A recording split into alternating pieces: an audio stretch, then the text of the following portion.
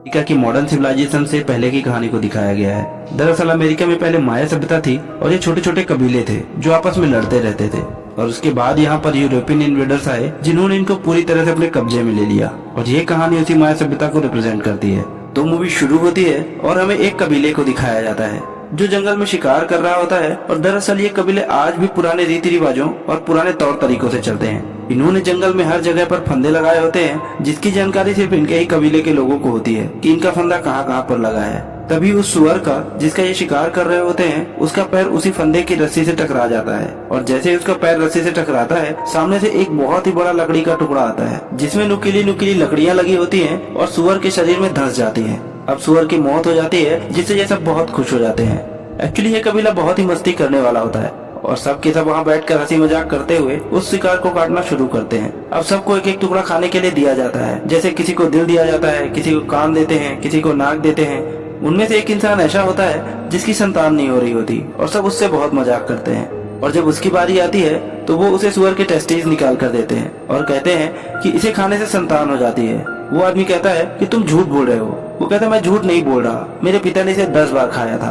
और देखो आज मेरी 8 बहनें हैं, एक बड़ा भाई है और एक मैं, यानी हम टोटल 10 भाई बहन हैं। और उसे जो ये बोल रहा होता है वही इस मूवी का मेन हीरो है जिसका नाम है जगुआर पो। उसके पिताजी भी पीछे खड़े होते हैं और वो आदमी इशारे से उनसे पूछता है कि क्या आपने सच में खाए थे। वह बोलता है हाँ। अब जैसे ही वह उसे मुंह में डालता है उसका टेस्ट बहुत ही गंदा होता है, वह उसे खा ही नहीं पाता, उसे उल्टी आ जाती है। अब इतने में सब हंसने लग जाते हैं और उसका मजाक उड़ाते हैं और आपस में लड़ने लग जाते हैं। तभी हीरो के पिताजी जो इस कबीले के सरदार भी हैं जिन्होंने उसे कहा था कि मैंने भी खाए हैं, वो पीछे से आते हैं और उनकी लड़ाई छुड़वा देते हैं और उसको अपने साथ साइड में ले जाकर कहते हैं कि तुम्हें और स्ट्रांग बनना पड़ेगा, तुम बार बार मजाक का पात्र क्यों बनते हो। वो बोलता है कि मेरे बच्चे नहीं होते इसलिए ये मेरा मजाक उड़ाते हैं। वो कहते हैं मेरे पास एक ऐसी दवा है जिसको यूज करने से तुम्हारे बच्चे हो जाएंगे। वो कहता है क्या सच में ऐसा हो सकता है। सरदार कहते हैं हाँ ऐसा हो तो सकता है, लेकिन एक बात का ध्यान रहे कि जो दवा मैं तुम्हें दे रहा हूँ ये बहुत ही स्ट्रांग है। वो कहता है कि प्लीज मुझे ये दवा दे दो, मैं किसी भी तरह से बाप बनना चाहता हूँ और इन सब का मुंह बंद करना चाहता हूँ। सरदार कुछ पत्ते निकालता है और उसे देता है। वह उसे खाने ही वाला होता है लेकिन सरदार उसे रोकते हुए कहता है इसे खाओ मत, बल्कि जब तुम संभोग करोगे उससे पहले इसे अपने लिंग में लगा लेना, लेकिन खाना मत। और तभी हमारे हीरो यानी जगुआर पो को एहसास होता है कि उसके पीछे झाड़ियों में कोई है। वो खड़ा होकर उस तरफ देखने लगता है और उसे पूछता है कि तुम्हें क्या चाहिए। वहाँ झाड़ियों से कुछ आदिवासी निकलते हैं और इनके सामने 4 बड़ी बड़ी मछलियाँ रख देते हैं। वह कहते हैं कि हम यहाँ से गुजरना चाहते हैं। बदले में ये भी अपने शिकार का एक टुकड़ा जो इन्होंने अभी अभी किया होता है उन्हें देते हुए यहाँ से गुजरने की परमिशन दे देते हैं। और अगले ही पल झाड़ियों के पीछे से बहुत सारे आदिवासी निकलते हैं और ये सब के सब वहाँ से जाने लगते हैं। जगुआर पो देखता है कि इनमें से बहुत सारे लोग घायल होते हैं। वह इनसे पूछता है कि हुआ क्या था। उनमें से एक आदिवासी बोलता है कि हमारा कबीला तबाह हो गया और अब हम एक नई शुरुआत के लिए जा रहे हैं। जगुआर पो उनसे पूछना चाहता है कि आखिर हुआ क्या था और वह उनके पीछे जाने लगता है। पर उसके पिताजी जो इस कबीले के सरदार भी होते हैं वह जगुआर को उसके पीछे जाने से रोक देते हैं। लेकिन जगुआर कहीं ना कहीं अंदर से परेशान होता है और उसे लगता है कि जरूर कुछ ना कुछ गलत हुआ है। उसके पिता उसे कहते हैं कि तुम काफी परेशान लग रहे हो। जगुआर कहता है हाँ मैं हूँ। उसके पिता कहते हैं वह जो कबीला था उनके दिल में डर बैठ गया था और डर का कोई इलाज नहीं होता और मैं चाहता हूँ कि तुम भी मत डरो और अपना यह डर लेकर तो गाँव में बिल्कुल भी मत जाना। अब ये सब के सब वापस अपने कबीले में आ जाते हैं और इनके कबीले का माहौल भी बहुत अच्छा होता है। ये वहाँ पर भी बहुत हंसी मजाक करते हैं और वो आदमी जिसका सभी मजाक उड़ाते हैं उसे एक बूढ़ी औरत पकड़ लेती है जो उसकी सास होती है। वह उसे कहती है कि तुमने मुझे धोखा दिया है, मुझे एक पोता चाहिए। अगर तुम मुझे पोता नहीं दे सकते तो मैं तुम्हारी जगह किसी और को ले आऊंगी। अब वह आदमी और उसकी बीवी अंदर चले जाते हैं ताकि वह बच्चे के लिए फिर से कोशिश कर सके। और आपको याद होगा कि हीरो के पिताजी ने उसे जंगल में एक दवा दी थी कि अपने लिंग पर लगा लेना और इससे बच्चे पैदा हो जाएंगे। पर जैसे ही वह उस दवा को लगाकर सहवास शुरू करता है उन दोनों को बहुत ही जलन होने लगती है और दोनों इधर उधर भागना शुरू कर देते हैं। दरअसल वह कोई दवा नहीं होती बल्कि मिर्ची का पाउडर होता है और उनको भागता देखकर सब बहुत हंसते हैं, बहुत मजाक उड़ाते हैं। अब हम जगुआर पो को देखते हैं जो अपने घर जाता है और अपनी पत्नी से मिलता है जो कि प्रेग्नेंट है। उसका एक बेटा भी है और वह इन दोनों से बहुत ही प्यार करता है। इसके बाद यह दिखाते हैं कि कबीले में सब नाच रहे होते हैं, गा रहे होते हैं, लेकिन जगुआर पो कहीं ना कहीं खोया होता है क्योंकि आज सुबह उसने दूसरे कबीले की जो हालत देखी थी उसे कहीं ना कहीं उसके दिल में एक डर बैठ गया है। उसकी पत्नी पूछती है कि तुम इतने गुमसुम क्यों हो। वह उसे कुछ नहीं बताता और उसकी गोद में सिर रखकर सो जाता है। और रात में जगुआर जब अपने परिवार के साथ सो रहा होता है तभी उसे कुत्ते के भौंकने की आवाज आती है जिससे वह जग जाता है। उसे एहसास होता है कि बाहर कुछ हलचल हो रही है। वैसे भी आज सुबह उसने जो कबीले की हालत देखी थी उससे वह काफी घबराया हुआ होता है। अगले पल हमें बाहर दिखाया जाता है जहाँ पर एक बहुत ही भयानक, बहुत ही खूंखार आदिवासी होता है। उसके सभी साथी पेड़ों के पीछे छुपे होते हैं, जो उसके इशारा करने पर मशाले लेकर पेड़ों से बाहर आ जाते हैं। जगुआर अपने घर से बाहर देखता है, उसे कुछ जलती हुई मशालें दिखाई देती हैं और वह समझ जाता है कि कुछ न कुछ खतरा है। वो अपने परिवार को लेकर बाहर निकलता है, लेकिन तभी हमलावरों में से एक इन्हें देख लेता है और उन पर हमला कर देता है, लेकिन जगुआर पो उसे खत्म कर देता है। जगुआर अपने परिवार को लेकर एक सूखे कुएं के पास जाता है और वो अपने बेटे और अपनी पत्नी को, जो कि प्रेग्नेंट होती है, उसे रस्सी के सहारे धीरे धीरे कुएं में छोड़ना शुरू करता है। और जब वो नीचे जा ही रहे होते हैं, तभी उन हमलावरों में से एक आदिवासी जगुआर को देख लेता है और वो भागता हुआ उसकी तरफ आता है, लेकिन जगुआर जल्दी जल्दी अपनी पत्नी और अपने बच्चे को नीचे छोड़ने लगता है, जिससे वो नीचे गिर जाते हैं। तभी वो आदिवासी इन तक पहुंच जाता है, पर जगुआर उसे पैर से गिरा देता है और इससे पहले कि वो कुएं के अंदर गिरता, जगुआर उसका पैर पकड़कर खींच लेता है। वो आदिवासी जो कुएं के अंदर गिर रहा होता है, वह देख लेता है कि जगुआर की पत्नी और उसका बच्चा अंदर है, और इससे पहले कि वो किसी को बताता, जगुआर उसे मार देता है। जगुआर अपनी पत्नी और अपने बच्चे से कहता है कि मुझे अपने लोगों की मदद के लिए जाना होगा। हालांकि उसकी पत्नी उसे जाने से मना करती है और उसे रोकती है, पर वो अपनी पत्नी से कहता है कि मैं वादा करता हूँ कि मैं वापस आऊंगा, और ये कहकर वो अपने लोगों की मदद के लिए चला जाता है। वहाँ पर जगुआर के लगभग सभी लोगों को बंदी बना लिया होता है और कई लोगों को तो मार भी दिया होता है। यहाँ पर एक बहुत ही खतरनाक आदिवासी होता है जिसका नाम होता है मिडिल आय। वो अपने चाकू से जगुआर के ऊपर हमला करता है और जगुआर को मारने ही वाला होता है, और जगुआर उसका चाकू पकड़कर उसी की तरफ मोड़ देता है। और इससे पहले कि वह उसे मारता, यहाँ पर इन सब का सरदार आ जाता है, जो जगुआर को बंदी बना लेता है। हालांकि मिडिल आय जगुआर को यहाँ पर मारना चाहता है, पर सरदार उसे रोकते हुए मना कर देता है और कहता है कि मुझे इसकी जरूरत है। जगुआर के पिता भी बंदी होते हैं और वह अपने पिता से कहता है कि मुझे माफ कर दो पिताजी। मिडिल आय ये बात सुन लेता है और उसे पता चल जाता है कि ये उसके पिता हैं, इसलिए वह जगुआर के सामने ही उसके पिता को मार देता है। इसके बाद वह जगुआर के ऊपर भी एक जोरदार वार करता है, जिससे वह बेहोश हो जाता है। और जब उसे होश आता है तो वह देखता है कि उसके सभी साथी यहाँ पर बंदी बने हुए हैं। जगुआर कुएं की तरफ देखता है जहाँ पर उसकी प्रेग्नेंट पत्नी और उसका बेटा है। सरदार का बेटा उसे उस तरफ देखते हुए देख लेता है और वह कुएं के पास जाता है। वह देखता है कि कुएं के अंदर एक रस्सी लगी हुई है, इसलिए उसे शक होता है और वो कुएं के अंदर देखता है, लेकिन उसे कोई दिखाई नहीं देता, क्योंकि जगुआर की पत्नी और बेटा कुएं के अंदर ही एक पत्थर के नीचे छुप जाते हैं। वो ऊपर से एक बहुत बड़ा पत्थर भी फेंकता है, लेकिन उसे कोई हलचल नजर नहीं आती। इसके बाद जो रस्सी लगी होती है वह उसे काट देता है, यानी कि अब चाह कर भी जगुआर की पत्नी और बेटा ऊपर नहीं आ सकते थे। और अब इन्होंने जितने भी कबीले वालों को बंदी बनाया होता है, इन सबको अपने साथ लेकर एक लंबे सफर पर निकल पड़ते हैं। रास्ते में इन्हें वो कबीले वाले भी मिलते हैं जो सुबह इन्हें मिले थे, जिन्होंने इन्हें मछलियां दी थी, जो यहाँ से किसी दूसरी जगह पर अपना कबीला बसाने के लिए जा रहे थे। दरअसल इन खूंखार आदिवासियों ने उन्हें भी पकड़ लिया होता है और अब ये सब के सब एक लंबे सफर के लिए निकल पड़ते हैं, जहाँ पर इन्हें नदियों को पार करना पड़ता है, ऊंचे ऊंचे पहाड़ों के सकरे रास्तों से गुजरना पड़ता है, और फिर एक लंबे सफर के बाद ये खूंखार आदिवासी उस जगह पर पहुंच जाते हैं जहाँ से ये बिलोंग करते हैं। और जब ये अपनी सरहद के बाहर ही होते हैं, तब हमें बहुत सारी डेड बॉडीज पड़ी हुई दिखाई देती हैं, जिन्हें देखकर साफ साफ समझ आ रहा था कि ये वो लोग हैं जिन्हें किसी तरह की कोई बीमारी हुई है जो छूने से फैलती है। यहाँ पर एक बच्ची भी होती है जो जिंदा होती है, और वह इन खूंखार आदिवासियों के साथ आना चाहती है, लेकिन ये लोग उसे नहीं आने देते।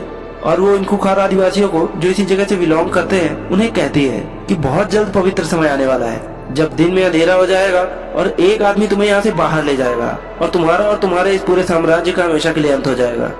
अब ये सब के सब वहाँ से आगे चले जाते हैं और तभी एक गांव आता है जहाँ पर बहुत सारे मजदूर होते हैं। उनकी हालत बहुत ही ज्यादा खराब होती है, पर फिर भी उन्हें यहाँ पर काम करना पड़ता है, लेकिन इन्हें यहाँ पर नहीं छोड़ा जाता और आगे ले जाया जाता है।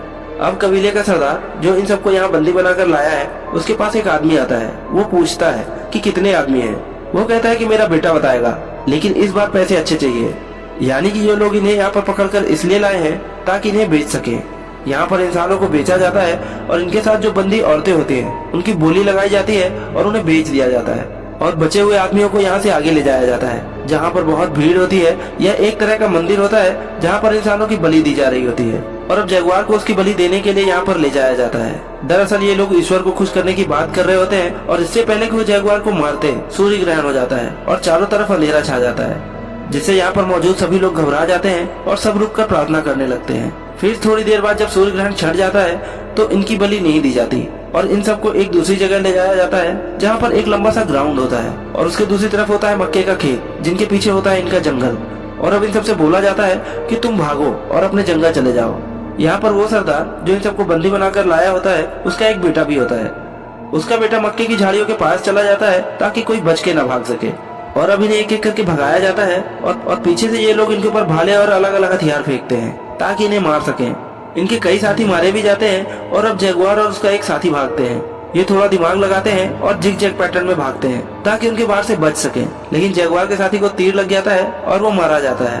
और जगुआर जैसे ही ग्राउंड के लास्ट में पहुंचता है तभी एक तीर उसके आर पार हो जाता है, लेकिन वो मरा नहीं होता, वह जिंदा होता है। यहाँ पर कबीले के सरदार का बेटा जो इन झाड़ियों के पास खड़ा था वह जगुआर को मारने के लिए उसके पास आता है। और इससे पहले कि वह उसे मारता वहीं पर एक जख्मी आदमी होता है जो उसे गिरा देता है, लेकिन कबीले के सरदार का बेटा उसे मार देता है। और इसके बाद वह चाकू निकाल कर जगुआर को मारने के लिए आता है। पर इससे पहले कि वह उसे मारता, जगुआर को जो तीर लगा हुआ था उसने उसकी नोक तोड़ ली थी और उसकी मदद से उसके गले को चीर देता है, जिससे सरदार के बेटे की मौत हो जाती है और जगुआर यहाँ से झाड़ियों में भाग जाता है। दरअसल ये खूंखार आदिवासी जगुआर और उसके कबीले वालों को सिर्फ अपनी प्रैक्टिस के लिए मार रहे होते हैं। अब जगुआर यहाँ से भाग जाता है और वो घायल भी होता है और भागते भागते एक गिरे हुए पेड़ के ऊपर जो कि ऊपर की तरफ जा रहा होता है उस पर चढ़ जाता है और छुप जाता है। दूसरी तरफ कबीले के सरदार का बेटा मर चुका होता है, जिससे वह पूरी तरह से बौखला जाता है और अब वह किसी भी तरह से जगुआर को खत्म करना चाहता है।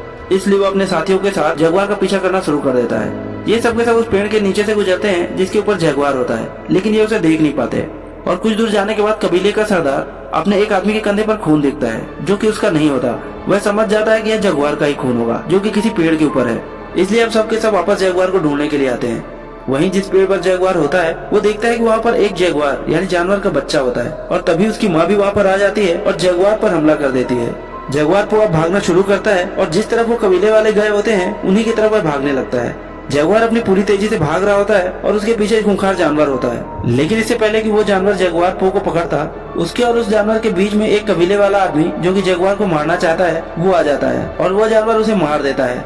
जगुआर यहाँ से तो बचकर निकल जाता है, लेकिन कबीले वाले अब भी लगातार उसका पीछा कर रहे होते हैं और एक मोमेंट ऐसा आता है जहाँ पर रास्ता खत्म हो जाता है। दरअसल ये बहुत ही ऊंचा झरना होता है और यहाँ से कूदने का मतलब शायद मौत है, लेकिन उसके पीछे भी मौत है, इसलिए जगुआर वहाँ से कूद जाता है। उसकी किस्मत अच्छी होती है कि वो बच जाता है और किनारे पर पहुँच जाता है। और जब वो ऊपर देखता है तो वहाँ पर कबीले का सरदार और उसके बहुत सारे आदमी उसे देख रहे होते हैं। जगुआर अब इन लोगों को ललकारता है क्योंकि वह अपने जंगल में आ चुका था जहाँ पर वो शिकार किया करता था। वह कहता है कि मेरे दादा ने यहाँ पर शिकार किया था, मेरे पिता ने यहाँ पर शिकार किया था, मैंने भी यहाँ पर शिकार किया और मेरे बच्चे भी यहाँ पर शिकार करेंगे। अगर हिम्मत है तो आ जाओ। ऊपर कबीले के सरदार के साथ एक आदमी होता है, वो कहता है कि हमें इसके पीछे नहीं जाना चाहिए, हमें वापस चले जाना चाहिए। दरअसल उसे उस बच्चे की भविष्यवाणी याद आती है जिसने उसे कहा था कि तुम सबका अंत होगा, एक आदमी आएगा जो तुम्हें तुम्हारे जंगल से बाहर ले जाएगा और इसके बाद तुम कभी वापस नहीं आओगे।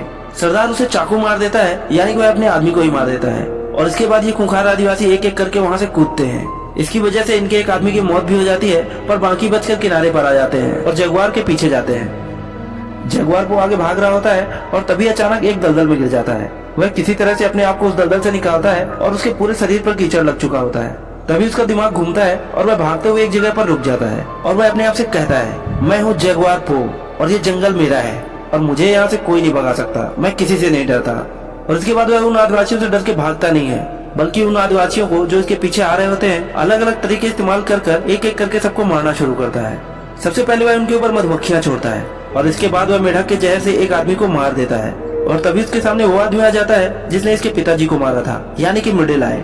जगुआर को देखता है कि बीच में एक हथियार पड़ा हुआ है और मिडिल आई उसकी तरफ भागना शुरू करता है और वह भी उसकी तरफ भागना शुरू कर देता है। और जैसे ही जगुआर हथियार के पास पहुंचता है वह अपने घुटनों के बल घिसटता हुआ उस हथियार को उठा लेता है। मिडिल आई उस पर वार करता है लेकिन वह चूक जाता है, लेकिन जगुआर को अपने वार से नहीं चूकता और वह उसे मार देता है। अब हम देखते हैं कि यहाँ पर बारिश होना शुरू हो जाती है और जगुआर पो की बीवी और बच्चा कुएं के अंदर होते हैं जहाँ पर लगातार पानी भर रहा होता है। उसकी पत्नी को अब यहाँ पर लेबर पेन भी शुरू हो जाता है, यानी कि किसी भी वक्त उसकी डिलीवरी हो सकती है। और जगुआर पो भागता हुआ कुएं तक पहुँच जाता है। उसके बीवी बच्चे उससे बोलते हैं कि हमें बाहर निकालो क्योंकि वह डूब रहे होते हैं, पर अभी बचे हुए 3 आदिवासी उसके पीछे आ रहे होते हैं। उन तीनों में से 2 आदिवासी कुएं पर रुक जाते हैं क्योंकि वह देखना चाहते हैं कि कुएं के अंदर कौन है। वह उसके बीवी और बच्चों को देख लेते हैं और कबीले का सरदार जो कि सबसे ज्यादा खूंखार है वह जगुआर के पीछे भाग रहा होता है और जगुआर भागते भागते अचानक एक जगह रुक जाता है। जगुआर ने उसके बेटे को मारा था, इसलिए वह उसे दूर से ही तीर मारता है जो कि उसके दिल के थोड़ा सा ऊपर लगता है। जगुआर अब जख्मी हो जाता है, लेकिन फिर भी वह खड़ा होकर कबीले के सरदार को चैलेंज करता है। कबीले का सरदार अपना तीर कमान नीचे फेंक देता है और चाकू निकालता है और जगुआर की तरफ भागना शुरू कर देता है और तभी उसका पैर किसी चीज से टकराता है। दरअसल ये वही फंदा होता है जो जगुआर और उसके कबीले वाले जानवरों को मारने के लिए लगाते थे। जिस तरह से इस कहानी की शुरुआत में भी उन्होंने एक शुअर को मारा था और जैसे ही उसका पैर उस फंदे से टकराता है सामने से एक बहुत बड़ी लकड़ी आती है जिसमें बहुत नुकीली नुकीली लकड़ियां लगी होती हैं। वह उसकी छाती से टकराती हैं और उसके शरीर के आर पार हो जाती हैं और कबीले के सरदार की यहीं पर मौत हो जाती है। अब जगुआर को यहाँ से भी भागना पड़ता है क्योंकि बचे हुए 2 आदमी इसी की तरफ आ रहे होते हैं। वहीं कुएं के अंदर दिखाया जाता है जहाँ लगातार पानी भर रहा होता है। जगुआर की पत्नी अपने बच्चे को बचाने की पूरी कोशिश कर रही होती है और इसी सर्कमस्टांसेस में वह एक और बच्चे को जन्म देती है। अब सीन शिफ्ट होता है और जगुआर पो को दिखाया जाता है जो भागते भागते समुद्र किनारे पर पहुंचता है और ये काफी थक चुका होता है, इसलिए यह रुक जाता है और हैरानी से समुद्र की तरफ देखने लगता है। अब वो 2 आदिवासी जो जगुआर को मारना चाहते थे वो भी यहाँ पर पहुंच जाते हैं, पर वह उसे नहीं मारते, वो भी समंदर की तरफ देखने लगते हैं। अब समंदर में हमें बड़े बड़े जहाज दिखाए जाते हैं जो यहाँ पर लंगर डाल रहे होते हैं और छोटी छोटी कश्तियों में कुछ लोग इनके टापू की तरफ आ रहे होते हैं। अब जगुआर को मौका मिल जाता है और वह भागते हुए कुएं के पास पहुँचता है जहाँ पर उसकी पत्नी और बच्चे डूबने वाले होते हैं, लेकिन वह अपने परिवार को बचा लेता है। अब अंत में हमें दिखाया जाता है कि जगुआर अपने परिवार के साथ जंगल में होता है और उसकी पत्नी समंदर में बड़े बड़े जहाजों को देखते हुए पूछती है कि क्या हमें उस तरफ जाना चाहिए। जगुआर कहता है हमें जंगल में जाना चाहिए ताकि हम एक नई शुरुआत कर सकें, और वो दोनों जंगल की तरफ चले जाते हैं। दरअसल इन बड़े बड़े जहाजों में जो लोग आए होते हैं वो यूरोपियंस होते हैं जो यहाँ पर इस टापू पर अपना कब्जा जमाने के लिए आए हैं, और इनके पास इतने आधुनिक हथियार होते हैं कि ये आदिवासी कबीले वाले जिन्हें माया सभ्यता कहा जाता है वो इनका मुकाबला नहीं कर सकते। और इसी के साथ ये मूवी खत्म हो जाती है। दोस्तों, एपोकलिप्टो वर्ल्ड सिनेमा की एक बहुत ही बेहतरीन मूवी है। इस मूवी में माया लैंग्वेज का यूज किया गया है जिसकी वजह से इस मूवी की भाषा किसी को समझ ही नहीं आती, लेकिन इसे इतने अच्छे से डायरेक्ट किया गया है कि इसमें भाषा की जरूरत ही नहीं पड़ती। इसलिए हम हर किसी को रेकमेंड करेंगे कि आप इस मूवी को एक बार जरूर देखें, क्योंकि ये कहानी अपने आप में ही एक मास्टरपीस है जो सन 2006 में रिलीज हुई।